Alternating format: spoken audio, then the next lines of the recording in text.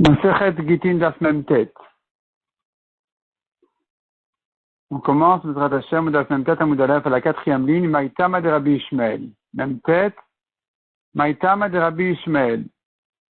La Gemara veut ramener la marloquette entre Rabbi Akiva et Rabbi Ishmael. À propos du dédommagement, quand la Torah dit qu'il faut payer de Idit, de la première classe, du meilleur de ses biens, est-ce qu'on va selon le meilleur des biens du mazik, celui qui a endommagé, ou du nizak, celui qui a été endommagé? D'après Rabbi Akiva, on va selon le mazik, d'après Rabbi Ishmael, on va selon le meilleur du nizak. Si donc maintenant, le nizak par exemple était pauvre et que le meilleur de ses champs était équivalent au mauvais du mazik, d'après Rabbi Akiva, il devra donner quand même le mazik de son meilleur champ.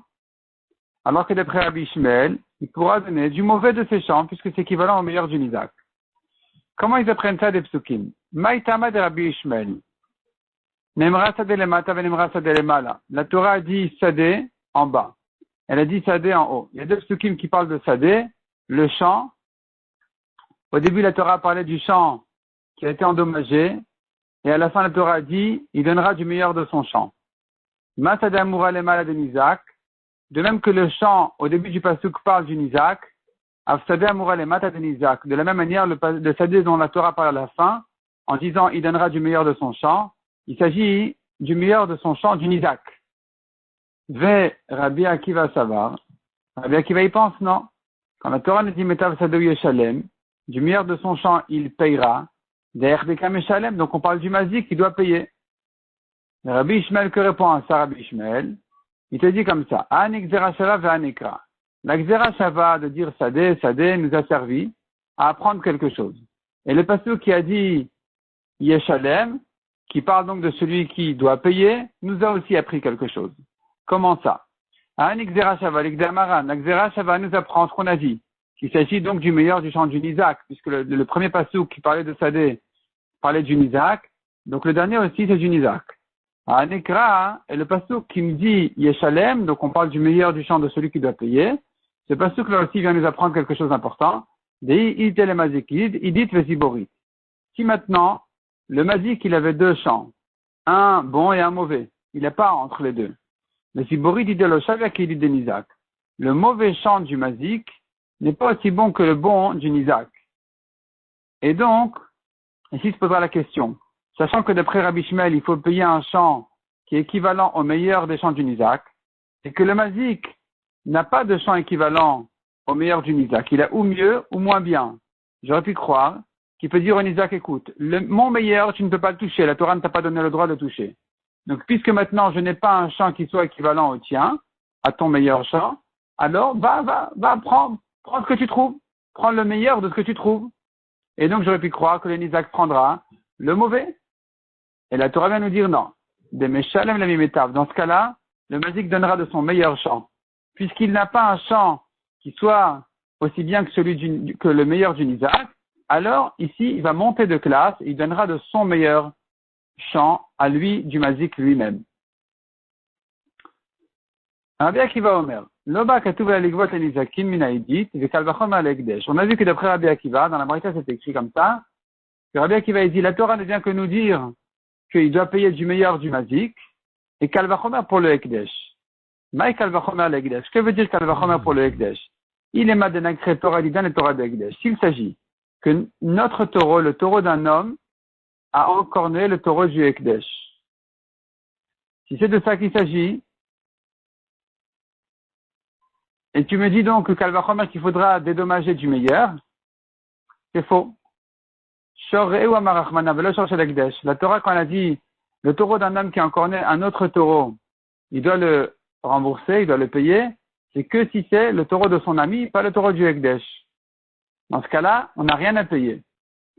Et là, le Homer, donc dit la Gemara de quoi il s'agit ici quand on dit qu'Alvachomer qu'il faut donner du meilleur pour le Ekdesh. Il s'agit de quelqu'un qui a dit qu'il fait un don au Ekdesh. Je fais un don d'un mané pour le Bet Amikdash. Vient le trésorier, il prend du meilleur. La Gemara demande pourquoi?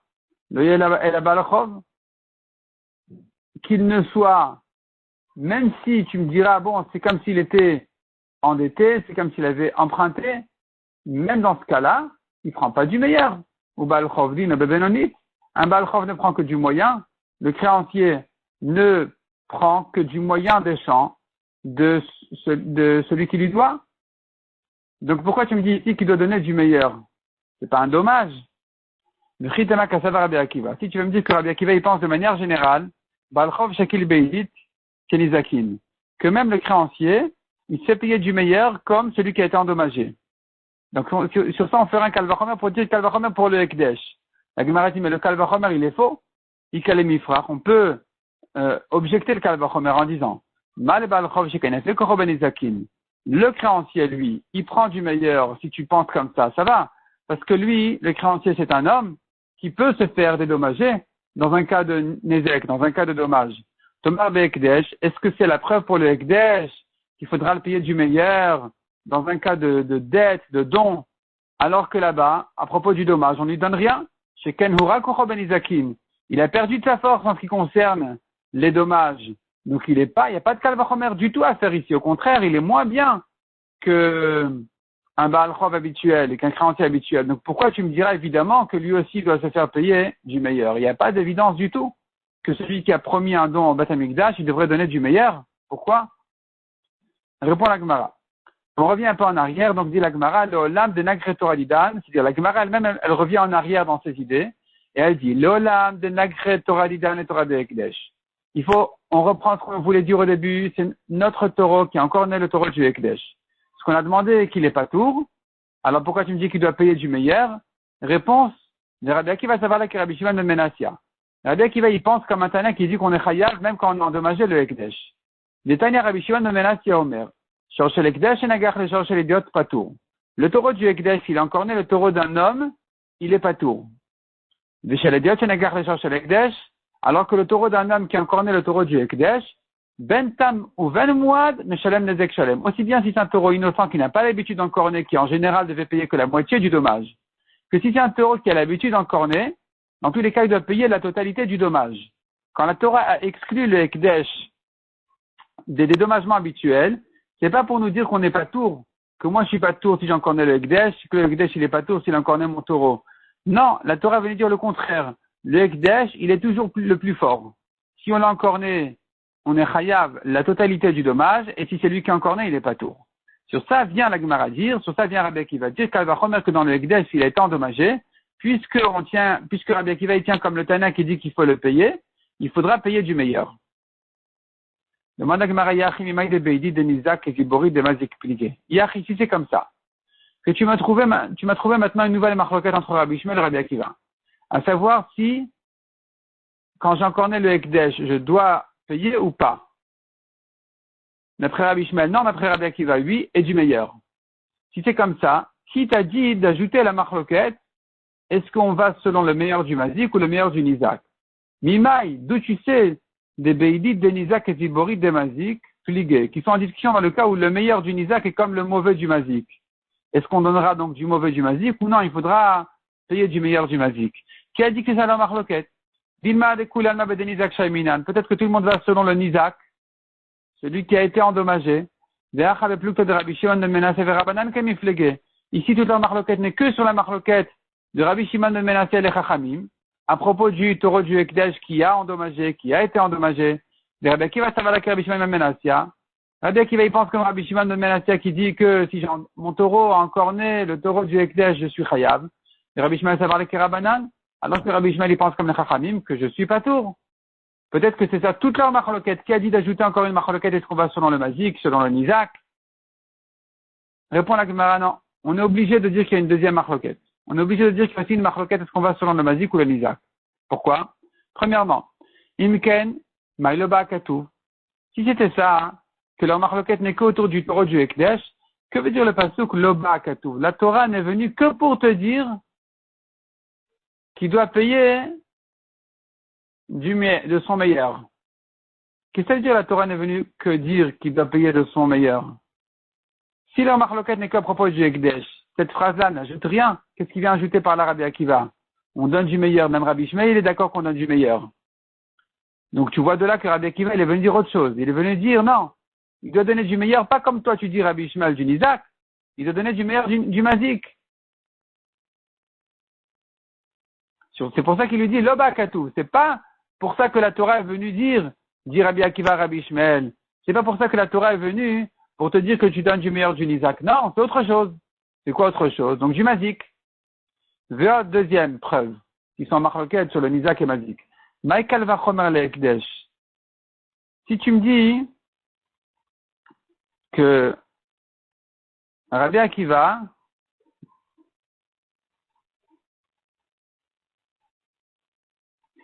il est d'accord avec la coula de Rabbi Ishmael, que le Mazik n'a pas besoin de donner de son meilleur. Si le mauvais du Mazik est équivalent au meilleur du Nizak, c'est suffisant. Si Rabbi Akiva donc est d'accord avec cette coula de Rabbi Ishmael, cette coula pour le Mazik, qu'est-ce qu'il vient dire là-dessus? Kalvachomer pour le Ekdesh. Alors que son Kalvachomer pour le Ekdesh, en fait, il le mène à une Khumra. Donc tu ne peux pas m'introduire dans une coula et là-dessus faire un Kalvachomer sur une Khumra. Ça n'existe pas. Un Kalvachomer, ça veut dire, si déjà je suis Mahmir dans le cas léger, Kalvachomer, je suis Mahmir dans le cas le plus grave. Or ici, tu viens me dire que Rabbi Akiva est d'accord avec la coula de Rabbi Ishmael par rapport au Mazik, qui peut se suffire de donner du meilleur du Nizak. Tu peux pas le dire là-dessus, Kalvachomer, que je vais lui ajouter une Khumra sur le Ekdesh. On est en train de parler d'une coula pour le Mazik, pas d'une Khumra. Donc, Maï Kalvachomer, dit la Gemara. Maï Kalvachomer le Ekdesh. C'est quoi le Kalvachomer du Ekdesh? Véo, des troisième preuve, dit la Gemara. Amar Ravashi, on tourne la page, Tanya Bedia. Ravashi a dit, nous avons une braïta claire qui dit qu'ils sont en discussion sur ces deux sujets-là. Tanya Bedia, nous avons une braïta clairement qui dit, Metav Sadou, Metav Karmo et Shalem, quand la Torah dit de donner du meilleur, de son champ, de sa vigne, Metav Sadou Shel Nizak ou Metav Karmo Shel Nizak, dirait Rabbi Ishmael. Il devra donner ce qui est équivalent au meilleur des champs du Nizak d'après Rabbi Ishmael.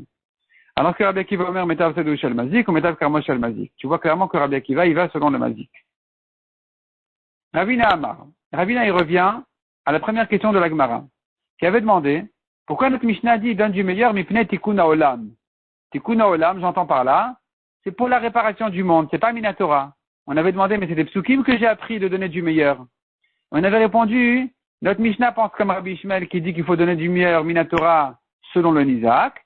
Et la Mishnah, elle est venue dire que Midera Banan, on a été marmir sur le Mazik qu'ils doivent donner de son meilleur chez lui, à lui. Ça, c'était la première réponse. Deuxième réponse maintenant. Ravina Amar. L'olam batitin Rabbi Akiva. Notre Mishnah, on n'est pas obligé de la mettre comme Rabbi Ishmael, elle peut aller comme Rabbi Akiva. Be'amar mideoraita be'de mazik shayminan. Qui a dit que c'est Minatora qu'il faut payer du meilleur du Mazik. Et alors tu me dis, c'est quoi Tikkun Haolam? C'est Minatora? Répond la Gemara. Non, c'est Tikkun Haolam. Pourquoi? C'est dit comme ça. La raison de la Torah, c'est Tikkun Haolam. C'est pour la réparation du monde, qui n'est pas de problème. Et depuis quand on donne des raisons dans la Torah? Si c'est Minatora, ne me dis pas Tikkun Haolam, dis la Torah a dit. Eh bien, répond la Gemara, nous avons un Tana qui recherche les raisons de la Torah. Les Rabbi Shimoni, les Darish Tama Dekra. Notre Mishnah, elle va comme Rabbi Shimon, qui fait des drachot sur les raisons des psukim. Et donc, Umatam Kamar. Notre Mishnah vient nous donner la raison du pasuk. Quelle est la raison? A dit la Mishnah. Matam. Pour quelle raison donc?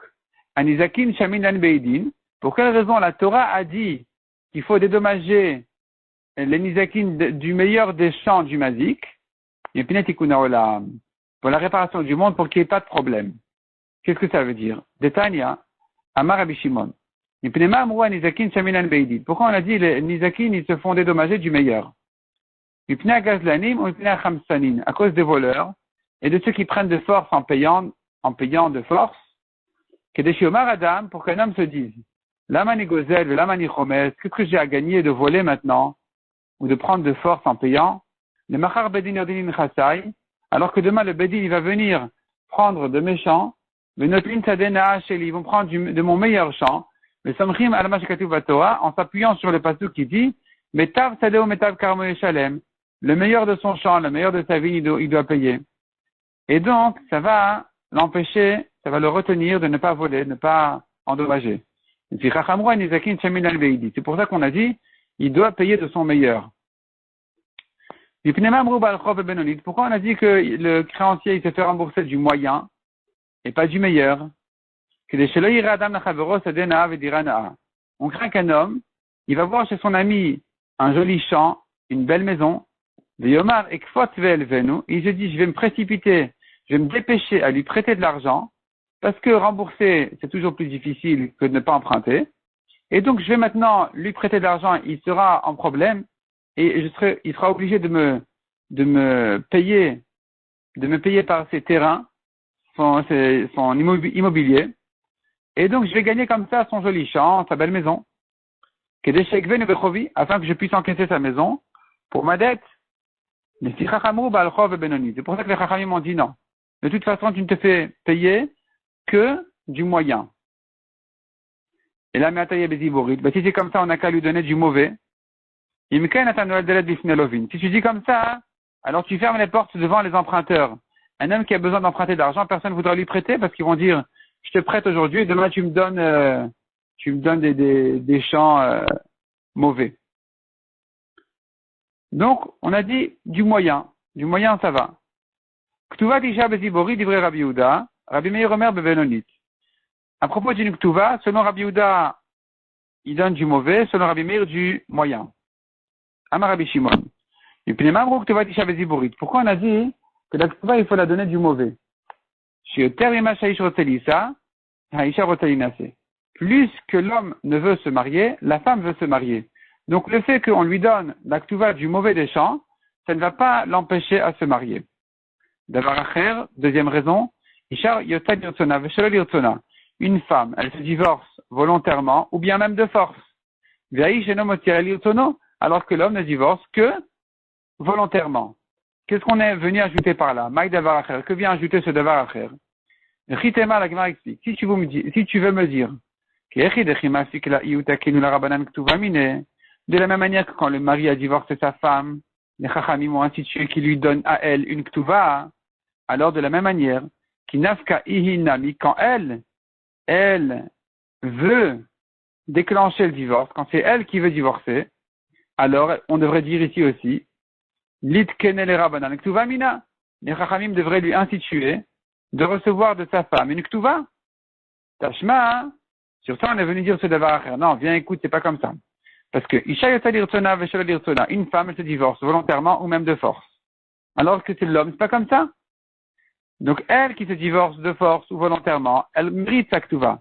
L'homme ne divorce que volontairement. Donc si finalement elle s'est divorcée, ne me dis pas que c'est elle qui a voulu le divorce et pas lui. Il a bien donné un guet volontairement. Il avait qu'à garder le guet jusqu'à ce qu'il se fasse payer.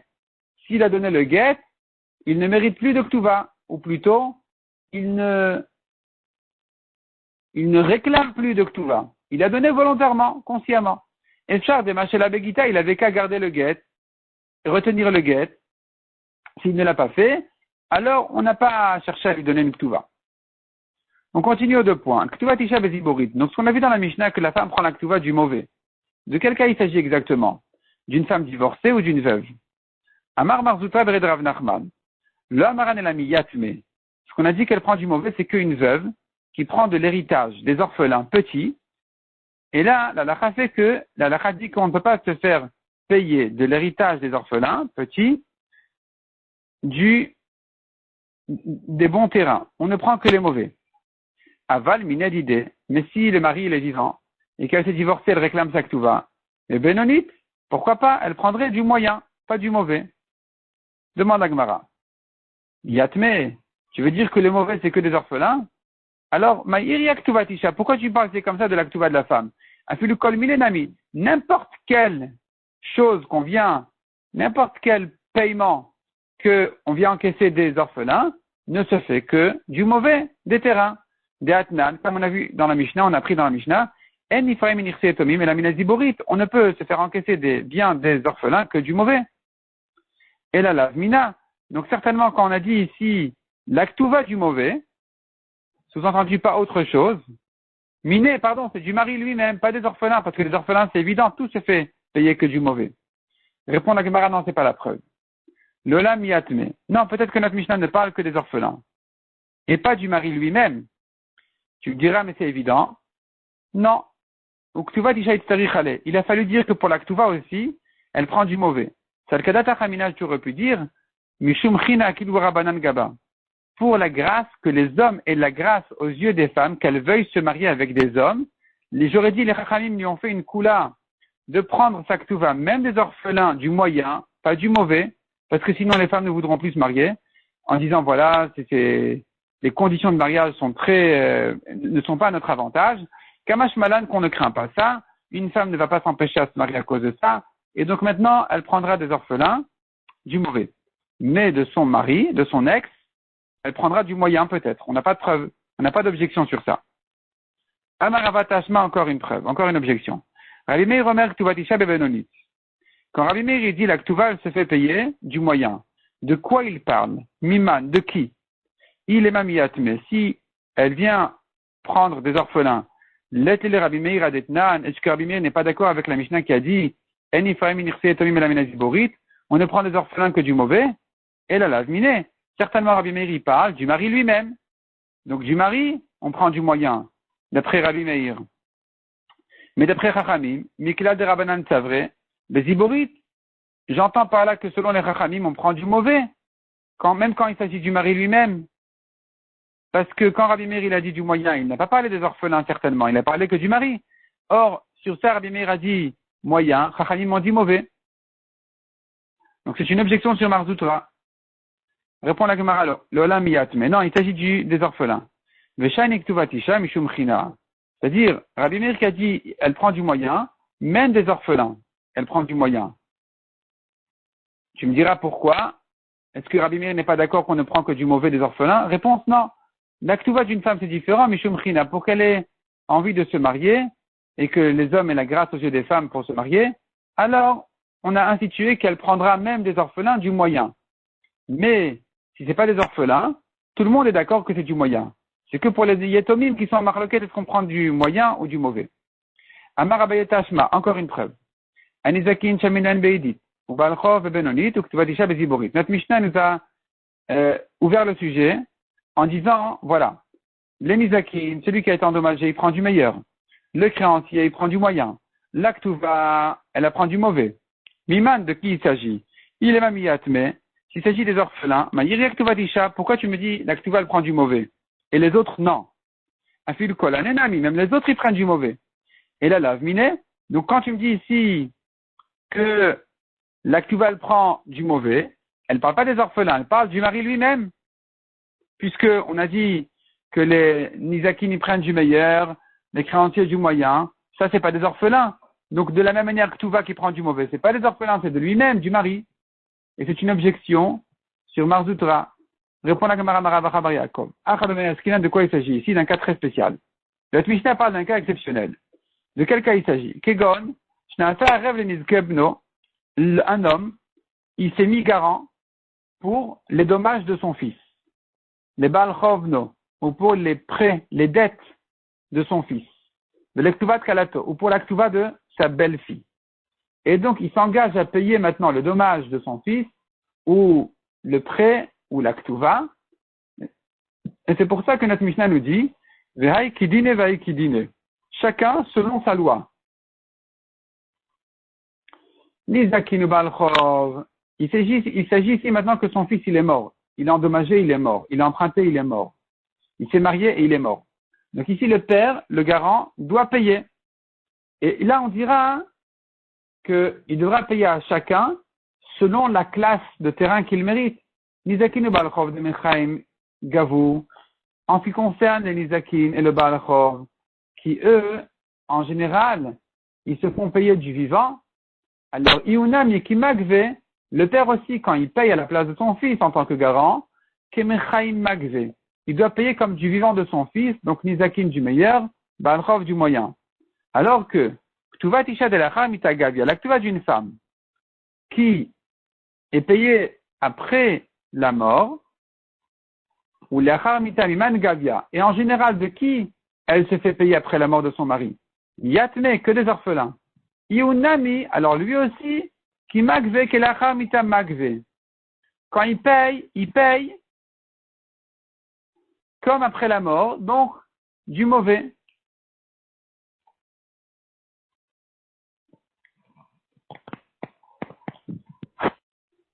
Donc ça répond à notre question.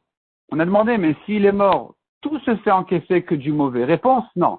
Il est mort, mais pas tout se fait encaisser du mauvais.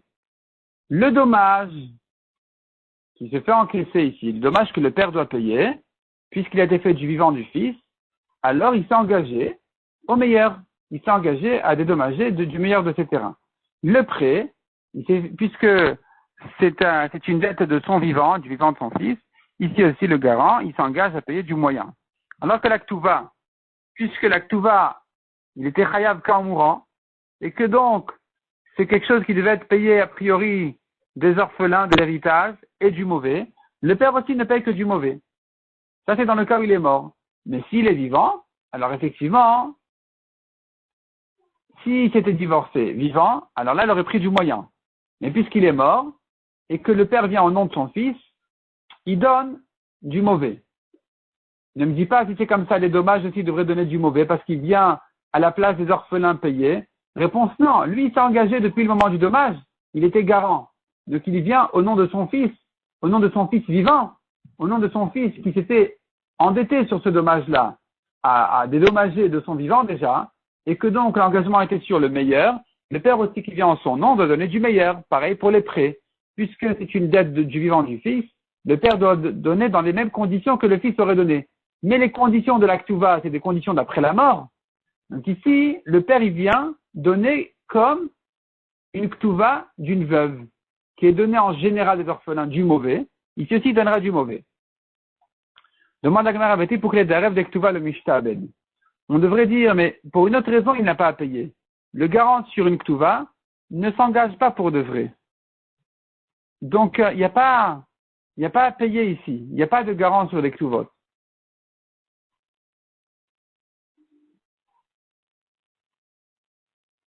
Répond la Gemara. La Gemara va expliquer plus tard pourquoi. Mais en tout cas, c'est comme ça. Répond la Gemara des Kablan. Il s'agit ici d'un garant plus fort qu'un garant. Mais Kablan, c'est-à-dire il a reçu l'argent. Rashi explique. Le fils a donné une bourse à sa femme au mariage en tant que Ktuva, c'est-à-dire en tant que voilà, ça sera ça ta Ktuva. La Kala a donné ça à son beau-père le garant en lui disant voilà, tu as reçu, tu en es responsable. Et la belle-fille, la Kala, a rendu cette bourse-là qu'elle a repris de son beau-père à son mari. Donc maintenant, le beau-père, il s'est engagé pour de vrai, c'est pas des mots. Il a reçu dans la main. Il a reçu l'argent dans la main qui s'engage à donner. Dans ce cas-là, il y a un engagement, même en tant que garant, sur une Ktuva. Demande à Gemara Nichaleman Damar Kablan. Ça va d'après celui qui dit qu'un Kablan comme celui-là, un garant qui a pris l'argent dans la main. Afalgav de l'être l'énir c'est le lové. Même si l'emprunteur n'a pas de bien, Mishtabed, il s'engage quand même. Shapir, ça va ici. Le lové n'a pas de bien, et le père s'engage quand même. Et là, le mandamar, mais d'après celui qui dit, il le mishtabed, il est le mishtabed, si l'emprunteur lui-même a des terrains, le garant, il s'engage. Sinon, il s'engage pas. Maïka Lemar, qu'est-ce que tu diras ici? Ici, on parle bien du cas où le fils n'avait pas de bien. Parce que s'il en avait, on ne serait pas venu chez le garant d'abord. On aurait pris d'abord des biens, de l'héritage. Donc, il s'agit qu'il n'en a pas. S'il n'en a pas, alors il n'y a pas d'engagement d'après ce mandamar. Même un Arev Kablan, même un garant comme celui-là, ne s'engage pas dans le cas où l'endetté n'a pas de bien du tout. Répond la Gemara, deux réponses. Premièrement, au moment de l'engagement, au moment du mariage, il avait le fils des biens, ils se sont abîmés ensuite. Donc, quand son père il s'est engagé à être garant, il était sérieux, c'était un vrai engagement, puisqu'il y avait des biens à ce moment-là, donc il était pour de vrai engagé. L'Iba était mort bien, deuxième réponse. Collègue Bébré, tout ce qui est en rapport avec son fils, Shabou de Meshabed Nafshe. Un père, il s'engage pour son fils, même plus que quelqu'un d'autre.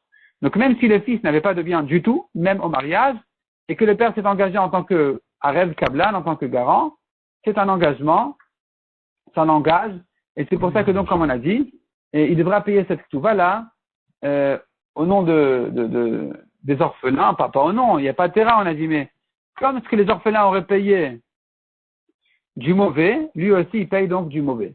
Mais c'est que parce qu'il vient en tant que garant. C'est là où je dis que Nizakin du meilleur, Baal Chov du moyen et que tu vas du mauvais. Mais si c'était les orphelins eux-mêmes, c'est sûr qu'ils auraient tout donné du mauvais. Et inversement, si le mari était vivant, lui-même aurait payé la Ktuva du moyen, comme l'a dit Marzoutra. Donc la Gemara a réussi à répondre à toutes les objections sur Marzoutra, qui a osé dire un chidouche dans la Mishnah que la Ktuva qui se paye du mauvais ne parle que la Ktuva d'une veuve qui est payée donc des orphelins, ou peut-être aussi d'une divorcée si son ex-mari il est mort. Et c'est ça qu'on a dit qu'elle prend du mauvais, mais sinon, une femme divorcée qui prend sa Ktuva, elle prend du moyen et pas du mauvais.